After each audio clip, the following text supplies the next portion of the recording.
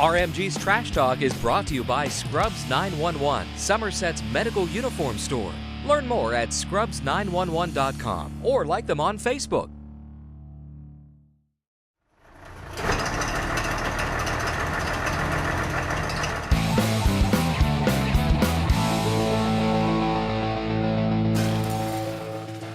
Hey everyone, thanks for tuning in again to RMG's Trash Talk. Once again, my name is Dave Miller, and if any of you have had coaches growing up in the future, you know that they can be role models to you. Sometimes they know how to get you through tough times, especially if they know what you've been going through, and they give you an extra push. So here with me is one of my coaches from high school, is the AD of Somerset, Dean of Students, and head coach of basketball, Scott Close. How are you doing? I'm doing well, thank you. Hey, anytime. So who was your basketball coach in high school growing up?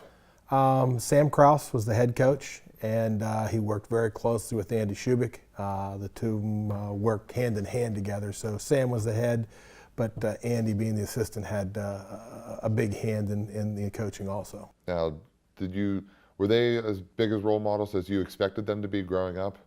They were strong coaches. I leaned more towards Coach Shubik because I knew him a little bit. Probably my biggest coaching role model would have been my junior high coach, Jerry Smith, who actually ended up teaching across the hall from where I started, and he was a big influence both in my coaching and in my profession. So you go to college at Juniata, and you don't play basketball, you play baseball. How was that? Good. Baseball was my number one sport in high school, and fortunately I got a chance to play at the next level. It was four of the greatest years of my life. Some of my best friends are guys I played with, and it was a great experience. I have nothing but positive to say about that. And my coach there was Bill Barrier, an ex LA Dodger, who was complete no nonsense.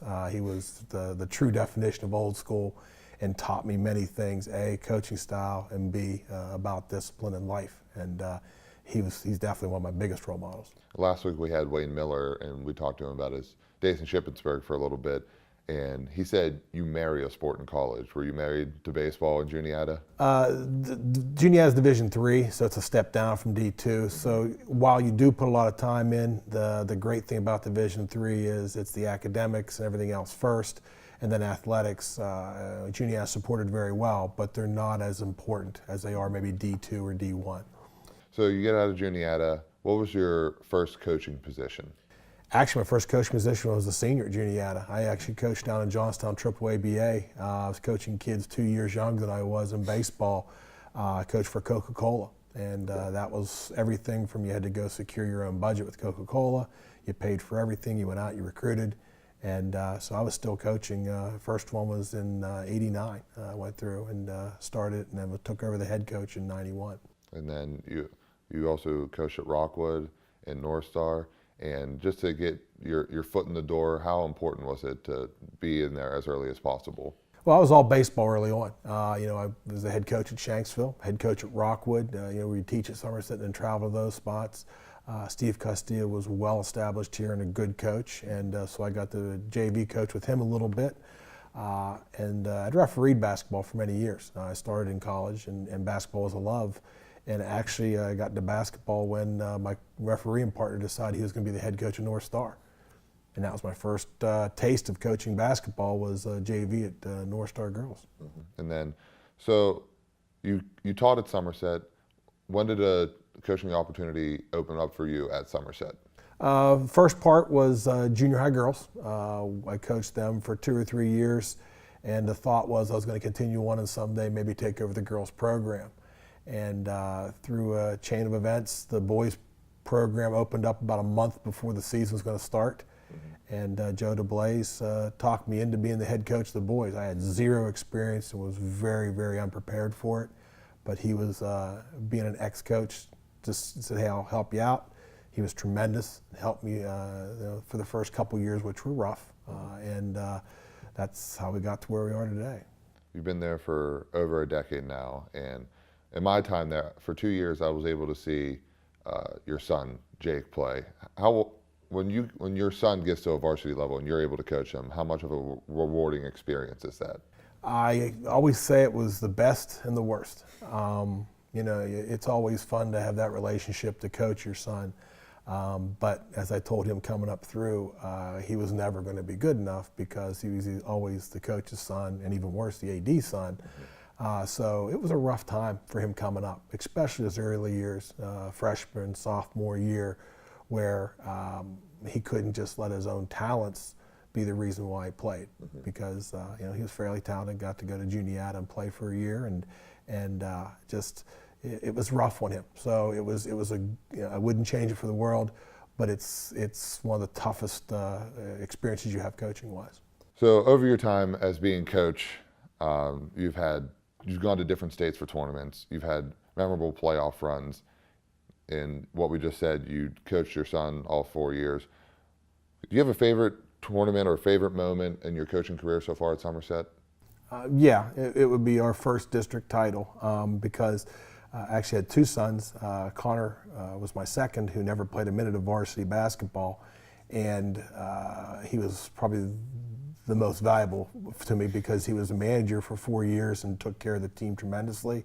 And it was during his senior year that we won our first district title. So being able to put the medal around his neck, I got a nice picture of that in my office, and that's definitely the biggest memory. You know, there's a bunch of great ones, but that's the most memorable one. You took over as athletic director a couple years ago at Somerset. So if we look back, you've been a referee, you've been a coach in not only basketball but baseball as well, and now you're athletic director. Do you have a favorite position of those three? At this point in time, it's athletic director. You know, I enjoyed all of them. You know, at the same time, the AD allows me to help multiple sports. You know, it's like the coach of the coaches. So, yeah, coaching's great. You coach one sport. As the AD, you get to help coach all your coaches in all the sports, which is something we're proud of at Somerset. You know, we've won the Laurel Highlands Cup the last 3 years and 4 out of the last 5, which shows excellence over all sports, and that's the proudest there, because you want all sports and all kids to experience success. Now, going with the success, Somerset Hospital took over in the fall of 2011 to help kids with conditioning, strength, and training. Do you think that's been the biggest turnaround for all these student athletes? It's definitely, everything fits together, and that was one of the things, one of the first things I did as AD was to try and get us to the forefront of conditioning, because that gives you a leg up in all athletic sports, and especially high school. And the contract we have with them is something that is unique to Western Pennsylvania, and now they're starting to branch out and do it at some other schools and some other individual locations, and to know that we were at the forefront of that is a good feeling, but it's also shown huge benefits in all of our sports. Now, if you can pick and choose here, it might be difficult. What do you think has been the most successful sport as your reign as AD? Boys, my reign as AD, that's tough, because, you know, baseball's always been what I consider the #1 sport of Somerset for exports. We've exported a lot of collegiate baseball players. You know, if you look at the titles on the wall, baseball has been huge, and that's largely to Coach Costilla, who's taken the program and been a great steward of the program, and you know, has hundreds and hundreds of wins of it. You know, we've had huge turnarounds in football. You know, obviously I'm like basketball because I sort of have a preference to that. But our girls' sports too, soccer, volleyball. The nice thing about it is, if you ask which one is the biggest accomplishment, I think it's the Laurel Highlands Cup, because that shows excellence across all of our sports. Now, the PIAA had new reclassifications. Somerset is going to be Quad A. What is your opinion on not only the new reclassification for Somerset, but overall their whole change? There's goods and bads. Reclassification is going to get more people or more chances for inter-district playoffs.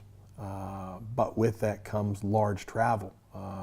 We are in a very big disadvantage because we're the biggest school in our area, which means we have to do a lot of traveling. A great example is in our soccer, we'll be paired up with Du Bois, Bradford, and another northern team. So if we don't host the first round, you have a 2.5, 3 hour trip for a playoff game on a school night. I think lots of schools are going to see that, And I think the PWA is going to see that and probably going to have to make some modifications somewhere down the line, because we can't have student athletes on the road 3 hours one way on a school night. One student that just graduated this past year, we had him on the show, I believe in January or February, Jake Heupel, full scholarship onto St. Francis. Are there any other student athletes that you can pick out right now that are getting partial scholarship or full scholarship going into this fall? Athletic scholarships, I don't know, because we had some soccer girls that signed. In Division II, Division I, you can get athletic money. I do know we have many that travel on to D3 and even the D2 that get lots of academic money. And as we tell the students, it doesn't matter how you get your money, as long as you're going to school for the least price you can. If you compare that up with a piece of academics and a piece of athletics, that's great. We tell our people that you're going to make more money scoring higher than the SAT than you are out there searching for an athletic scholarship. We're a small area, so to get that Division I, everyone wants to hear about that athletic scholarship. We've got many kids from Somerset going to school for free that are maybe a piece of athletic, but mainly academic. So, to be honest, I can't tell you that I know the athletic scholarship side. Now, this past year in basketball, get back to that quickly, came up short in the district title against Hollidaysburg. It seemed like a very defensive game when you just look at the score, which brings me to my next question. Will you be entering your 15th year next year? Actually, no. Last evening at the board, I submitted my resignation. I spoke to the players last evening also.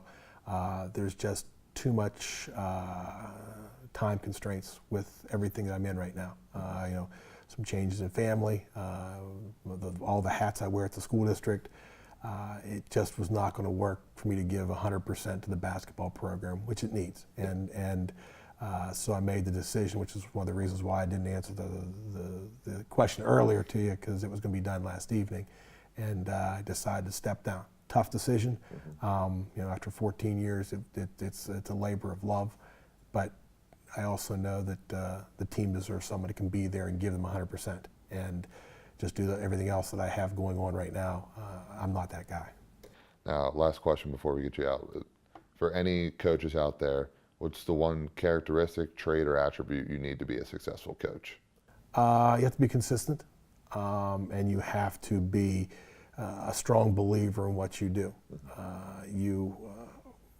If you manage people well, you'll be all right. But you have to be consistent, and they know exactly what to expect from you from year to year, time to time. It doesn't mean you don't change and learn things. I look back on my first year and think, wow, how green I was to where I'm at right now. But I can also look back and know that there were consistent traits that I carried and things that I demanded or expected. We were always looking at good people first, and they'll make you good players second.